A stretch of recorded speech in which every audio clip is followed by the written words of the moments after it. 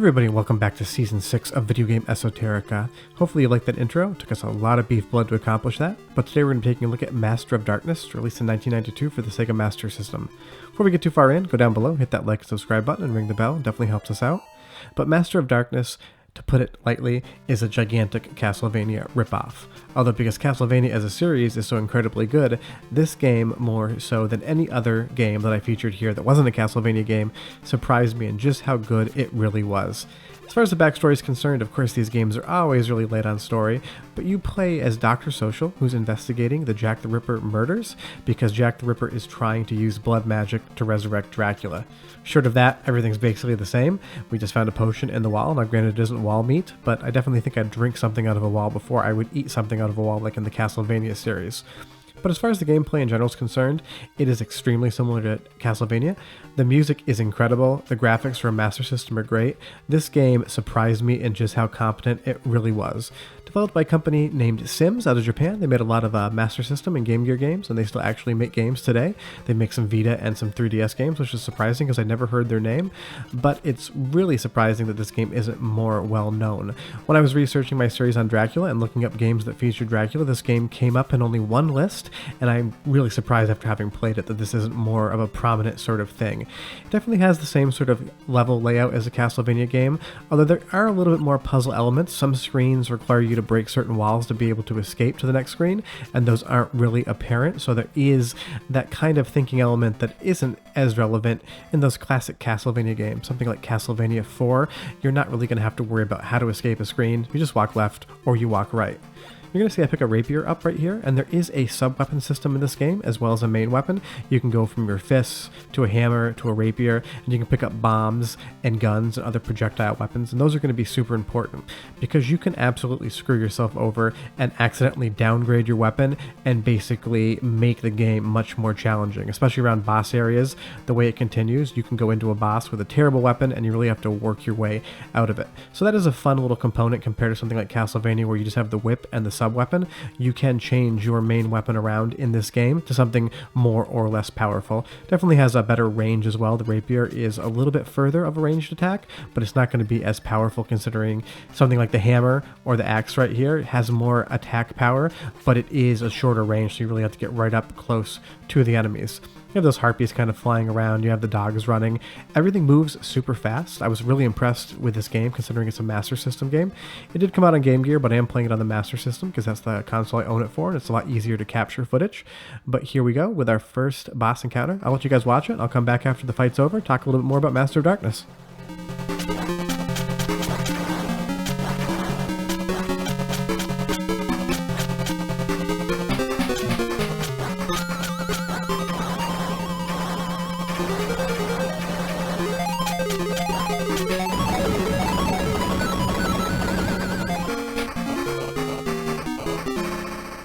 I love that little beat the boss jingle there. And in between levels, you do get a little bit of the lore, and here is our main antagonist, and he's talking about the fact that you've defeated his Jack the Ripper that is under his control. And that's kind of how the entire story of this game goes, that he's using different antiquity horror elements or bosses to kind of put in front of you, and he's using that blood magic to try to resurrect Dracula, and he's now sending you to the House of Wax Dolls.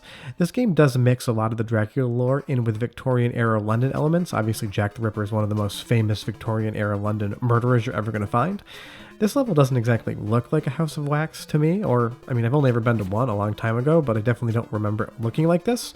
You will see we pick this hammer up right now, and then we're able to defeat these enemies coming at us in one swing versus a few. And that hammer has a good range to it, and it's also a lot quicker to swing than some of the other weapons. And that's something that is relevant, is that not only are the weapons more powerful, but some of them actually have a faster attack speed, which is a lot of fun, like I said, compared to Castlevania where you just have a whip. You can power it up, but it's going to be basically your same weapon the entire game.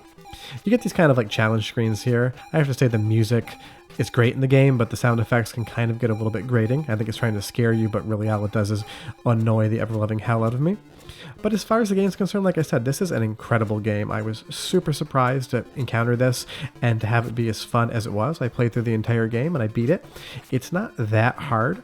I do cheat on the last level just so I could get the capture done, but other than that, this is an absolute game that I 100% recommend you add to your collection, whether you play it on Game Gear or on Master System, or even if you emulate it.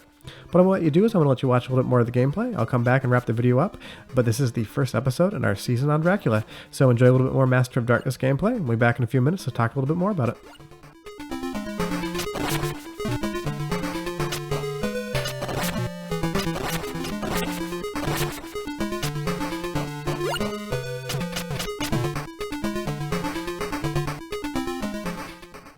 Quick side note when we're talking about the kind of historic nature of the bosses in this game, the fact that this boss is female and she's craving blood makes me think it's Elizabeth Bathory. She is the most prolific serial killer known to history, and what she loved to do was bleed her victims and bathe in the blood because she thought it kept her younger. And that is something really fun about Master of Darkness, is how it really brings in antiquity into the story. I mean, granted, Dracula, is a mythos, and it's been around a long time, but this game actually brings in real historical elements. I mean, these people did exist. Granted, I don't think she had a flying skull travel around her as an attack, but it definitely was a real person who really did exist, who really did murder people and really did bathe in their blood. And that's something I love about Master of Darkness, that it incorporates those real-world elements into the gameplay in just a little bit more of a historical standpoint. So watch a little bit more gameplay. I just want to stop in and tell you about her, and we'll be back to close out the video in just a second.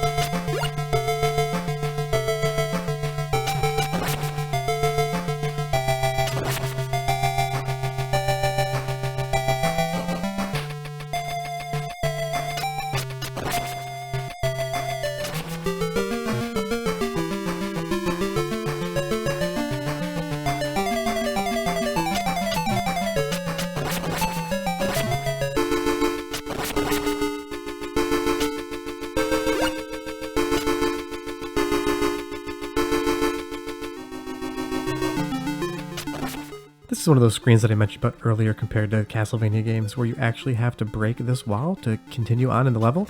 You can't use a projectile, you have to use a melee weapon, and that allows you to actually end the stage and bring you into the boss fight right here. I do enjoy this game as well because the bosses have a lot of verticality to them, and you definitely have to take advantage of all your different sub-weapons.